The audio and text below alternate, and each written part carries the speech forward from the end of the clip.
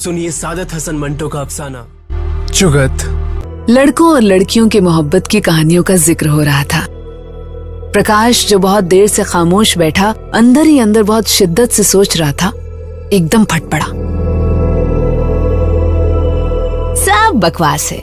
100 में से 99 मोहब्बत की कहानियां निहायत ही भोंडे, लचर और बेहुदा तरीकों पर अमल में आते हैं। एक बाकी रह जाती है, उसमें आप अपनी शायरी रख लीजिए या अपनी सूझबूझ और काबिलियत भर दीजिए। मुझे हैरत है, तुम सब तजुर्बेकार हो, एक आम आदमी के मुकाबले में ज्यादा समझदार हो। जो हकीकत है तुम्हारी आंखों से ओझल भी नहीं है। फिर ये क्या हिमाकत है कि तुम बराबर इस बात पर जोर दिए जा रहे हो कि औरत को करीब करने के लिए नर्म और नाजुक शायरी, हसीनो जमील शके, खुश ढंग लिबास, इत्र, लैवेंडर और जाने किस किस खुराफात की जरूरत है। और मेरी समझ में ये चीज तो बिल्कुल नहीं आती कि औरत से इश्क लड़ाने से पहले तमाम पहलू सोचकर एक स्कीम बनाने की जरूरत है। चौधरी ने जवाब दिया, हर काम करने से पहले आदमी को सोचना पड़ता है। प्रकाश ने फौरन ही कहा, मानता हूं, लेकिन ये इश्क लड़ाना मेरे नजदीक काम नहीं। ये एक भाई, तुम गौर क्यों नहीं करते? कहानी लिखना एक काम है, इसे शुरू करने से पहले सोचना जरूरी है। लेकिन इश्क को आप काम कैसे कह सकते हैं? ये एक मेरा मतलब है, इश्क मकान बनाना नहीं जो आपको पहले नक्शा बनवाना पड़े। एक लड़की या औरत आपके सामने आती है, आपके दिल में कुछ गड़बड़ सी होती है, फिर ये ख्वाहिश पैदा होती है कि वो आपके साथ लेटी हो। इसे आप काम कहते हैं? ये एक हैवानी तलब है, जिसे पूरा करने के लिए हैवानी तरीके ही इस्तेमाल करने चाहिए। जब एक कुत्ता कुतिया से इश्क लड़ाना चाहता है तो वो बैठकर स्कीम तैयार नहीं करता। इसी तरह सांड जब बू सूंघ कर गाय के पास जाता है तो उसे बदन पर इत्र लगाना नहीं पड़ता। बुनियादी तौर पर हम सब हैवान हैं, इसलिए इश्क और मोहब्बत में दुनिया की सबसे पुरानी तलब में इंसानियत का ज्यादा दखल नहीं होना चाहिए। मैंने कहा, तो इसका ये मतलब हुआ कि शेरो शायरी, पेंटिंग, सनम तराशी ये सब महज बेकार हैं? प्रकाश ने सिगरेट सुलगाया और अपना जोश बकदरे किफायत इस्तेमाल करते हुए कहा, महज बेकार नहीं, मैं समझ गया तुम क्या कहना चाहते हो। तुम्हारा मतलब है कि जब फनूने लतीफा के वजूद का बाइस औरत है तो फिर ये बेकार कैसे हुए? असल बात ये है कि इनके वजूद की वजह खुद औरत नहीं है, बल्कि मर्द की औरत के बारे में हद से बढ़ी हुई खुशफहमी है। मर्द जब औरत के बारे में सोचता है तो और सब कुछ भूल जाता है। वो चाहता है कि औरत को औरत न समझे। औरत को महज औरत समझने से उसके जज्बात को ठेस पहुंचती है। वो चाहता है कि उसे खूबसूरत से खूबसूरत रूप में देखे। यूरोपीय ममालिक में जहां औरतें फैशन की दिलदादा हैं, जरा उनसे जाकर पूछो कि उनके बालों, उनके कपड़ों और उनके जूतों के नित नए फैशन कौन इजाद करता है? चौधरी ने अपने खास बेतकल्लुफाना अंदाज में प्रकाश के कंधे पर हौले से तमाचा मारा। तुम बहक गए हो यार। जूतों के डिजाइन कौन बनाता है? सांड गाय के पास जाता है तो लैवेंडर लगाना नहीं पड़ता। यहाँ बातें हो रही थी कि लड़कों और लड़कियों के वही इश्क कामयाब होते हैं जो शरीफाना खुतूत पर शुरू हों। प्रकाश के होठों के कोने तन से सिकुड़ गए। चौधरी साहब तिबला, आप बिल्कुल बकवास करते हैं। शराफत को रखिए आप अपने सिगरेट के डिब्बे में, और ईमान से कहिए, वो लौंडिया जिसके लिए आप पूरा 1 बरस अपने रुमालों को बेहतरीन से बेहतरीन लैवेंडर लगाकर स्कीमें बनाते रहे, क्या आपको मिल गई थी? चौधरी ने किसी कदर खिसियाना होकर जवाब दिया, नहीं। क्यों? वो किसी और से मोहब्बत करती थी। किससे? एक उल्लू के पट्टे से? एक फेरी वाले बजाज से जिसको ना तो गालिब के शेर याद थे न कृष्णचंद्र के अफसाने, और जो आपके मुकाबले में लैवेंडर लगे रुमाल से नहीं, अपने मैले तहमत से नाक साफ करता था। चौधरी साहब किबला, मुझे अच्छी तरह याद है, आप बड़ी मेहनत से उसे खत लिखा करते थे। उन खतों में आपने आसमान के तमाम तारे नोचकर चिपका दिए थे, चांद की सारी चांदनी समेट कर फैला दी थी। मगर उस फेरी वाले बजाज ने आपकी लड़की को, जिसकी जहनी ऊंचाई के आप हर वक्त गीत गाते थे, जिसकी नफासत पसंद तबीयत पर आप मर मिटे थे, एक आंख मारकर अपनी थानों की गठरी में बांधा था और चलता बना था। इसका जवाब है आपके पास? मेरा ख्याल है जिन तरीकों पर मैं चल रहा था गलत थे। उसका नफ्सियाती जायजा भी मैंने जो लिया था ठीक साबित न हुआ था। प्रकाश मुस्कुराया। चौधरी साहब किबला, जिन खुतूत पर आप चल रहे थे यकीनन गलत थे। उसका नफ्सियाती जायजा भी जो आपने किया था नादुरुस्त था, और जो कुछ आप अब कहना चाहते हैं वो भी ठीक नहीं है। आपको खदकशी और नफ्सियाती जायजे की जहमत उठानी ही नहीं चाहिए थी। अपनी नोटबुक निकालकर लिख लीजिए कि 100 में से 100 मक्खियां शहद की तरफ भागी आएंगी और 100 में से 99 लड़कियां भौंडेपन से झुकी होंगी।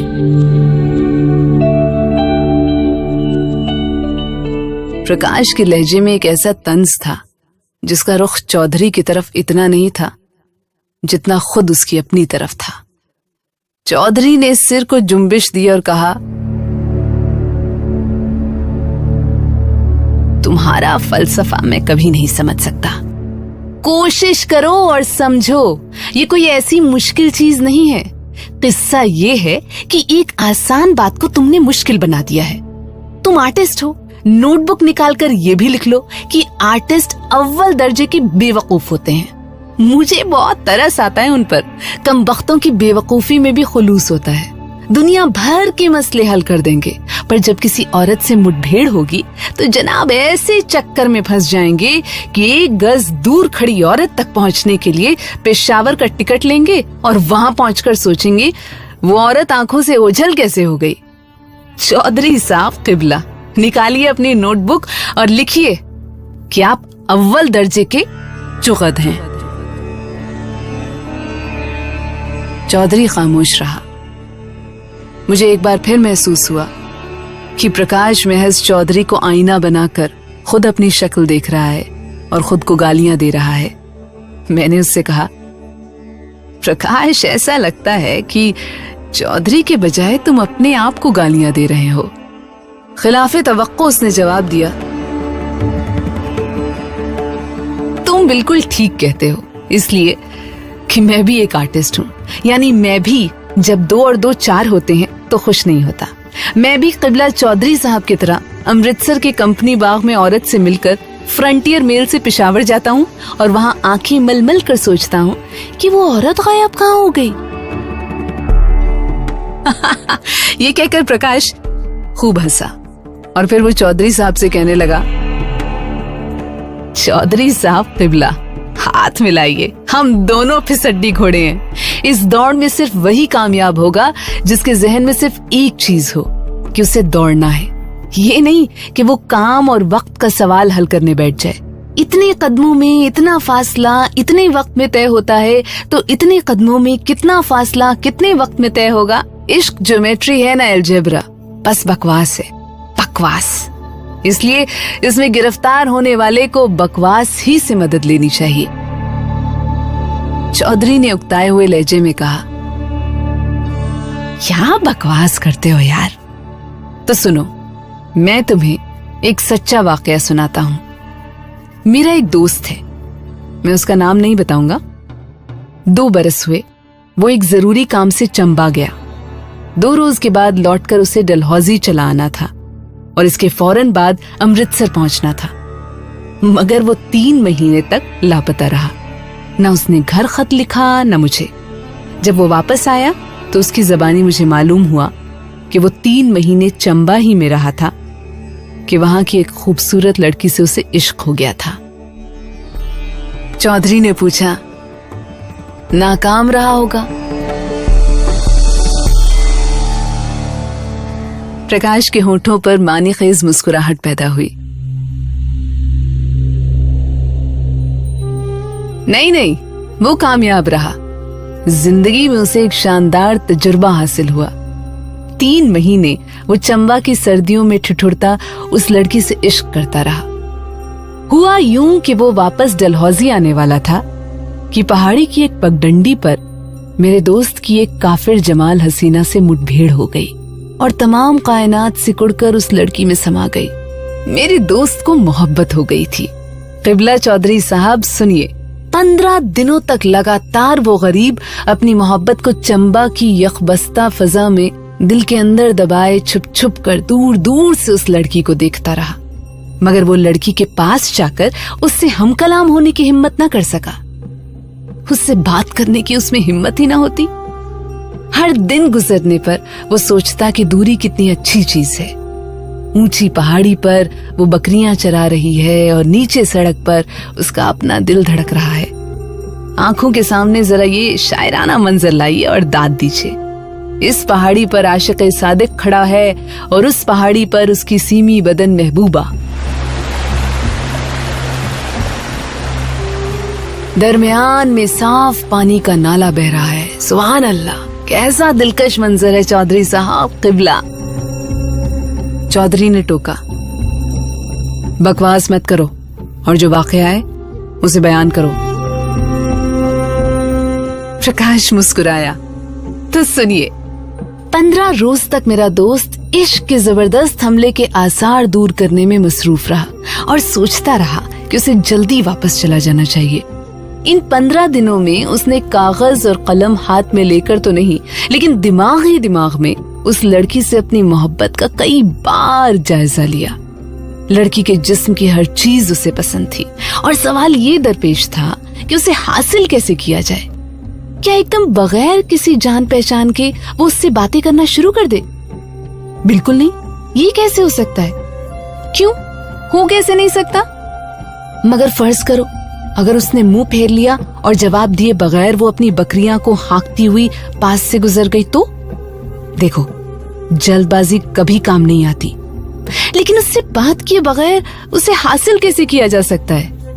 हाँ, एक तरीका है कि उसके दिल में अपनी मोहब्बत पैदा की जाए, उसको अपनी तरफ राग़िब किया जाए। हाँ ठीक है, लेकिन अपने पास कैसे किया जाए? हाथ के इशारे से?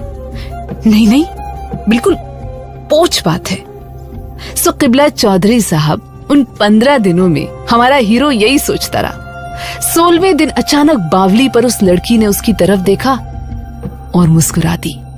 हमारे हीरो के दिल की बाछें तो खिल गईं, लेकिन उसकी टांगें कांपने लगी। उसने अपनी टांगों के बारे में सोचना शुरू किया।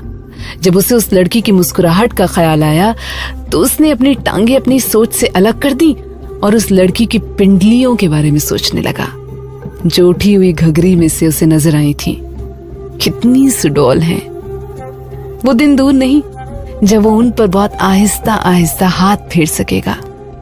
15 दिन और गुजर गए। इधर वो मुस्कुराती हुई पास से गुजरती रही, उधर हमारे हीरो साहब जवाबी मुस्कुराहट की रिहर्सल करते रहे।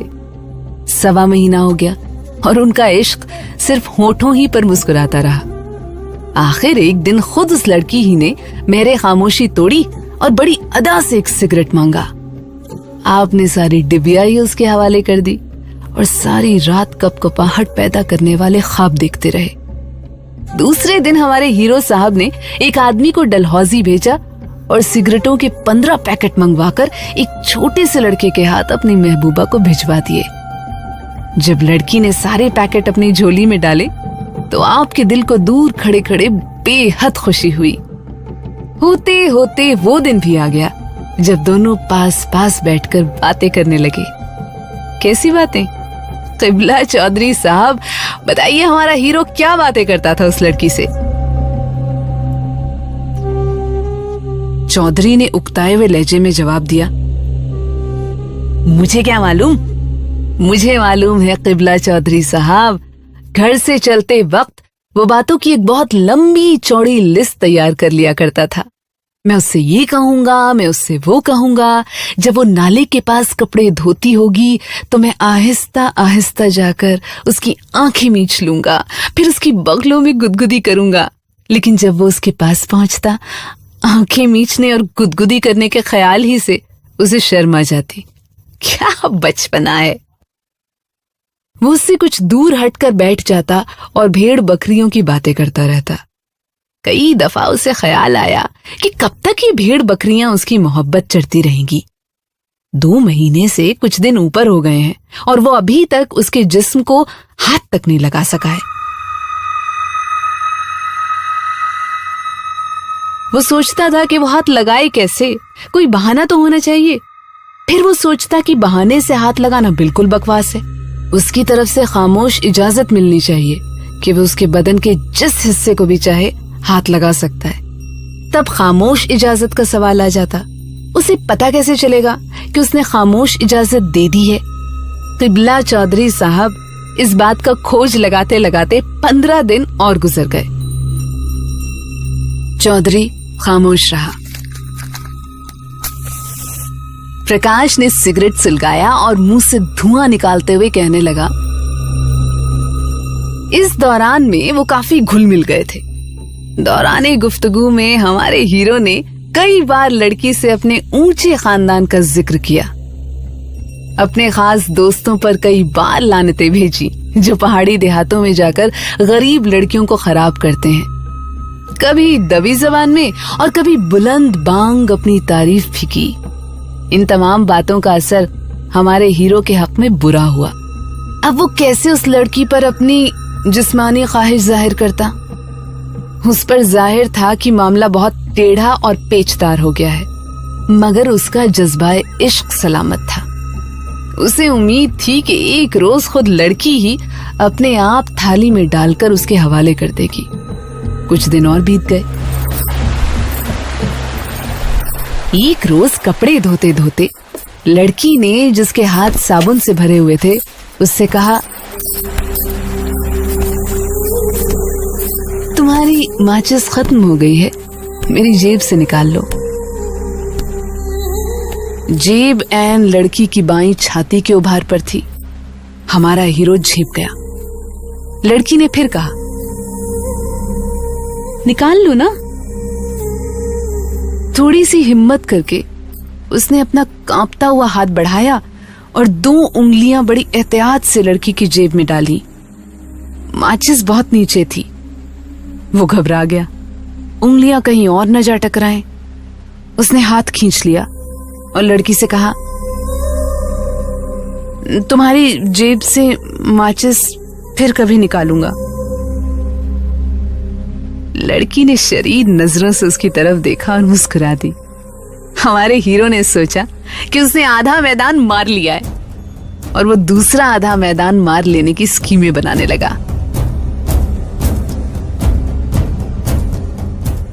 प्रकाश चुप हो गया।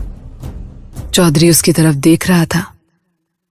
प्रकाश ने कहना शुरू किया,